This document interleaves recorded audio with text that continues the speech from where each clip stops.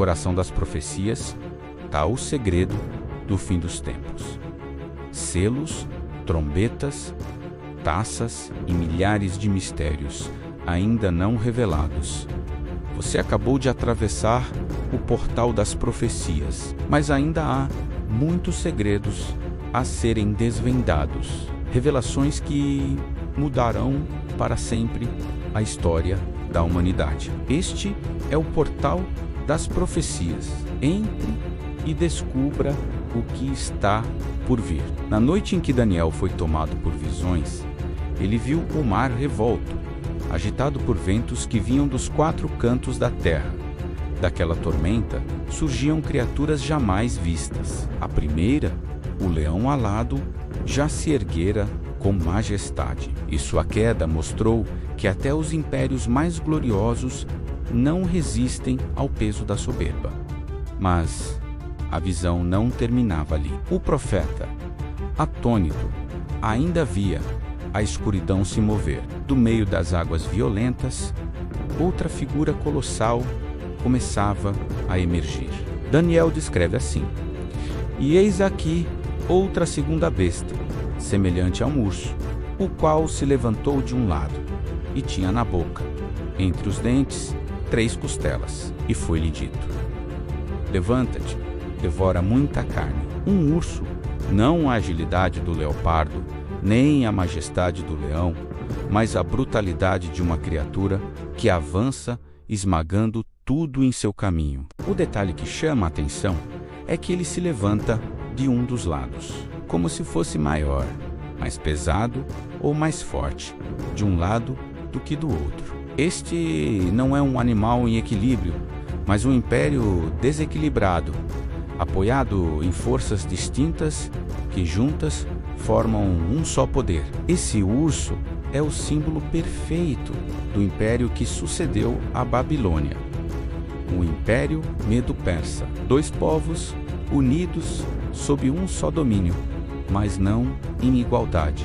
Os medos e os persas formavam uma aliança, mas com o tempo o lado persa cresceu, tornou-se mais poderoso e dominou a liderança. O urso erguido de um lado representa exatamente esse desequilíbrio, um império de 2 partes, mas com uma parte se impondo sobre a outra. E o que dizer das 3 costelas que o urso traz entre os dentes? Elas são símbolo das conquistas vorazes desse império. 3 nações ou reinos subjugados de forma violenta e devorada como presa em sua boca. Muitos estudiosos entendem que essas costelas representam 3 grandes impérios derrotados: a Lídia, o Egito e a própria Babilônia. 3 potências engolidas pelo avanço implacável da força medo-persa. O comando dado ao urso é igualmente impressionante: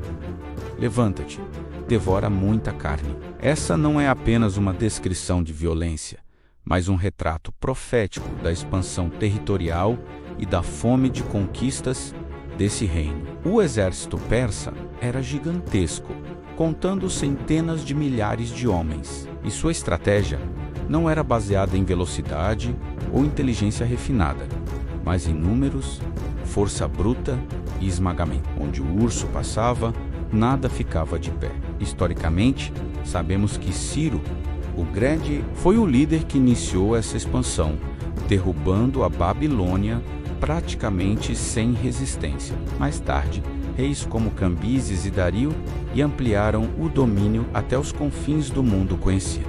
Do Egito até a Índia, das montanhas da Ásia até os desertos da África, o urso avançava, não com a elegância de um leopardo ou a realeza de um leão, mas com um peso esmagador de suas patas, que reduziam tudo à submissão. Mas aqui está o detalhe mais profundo.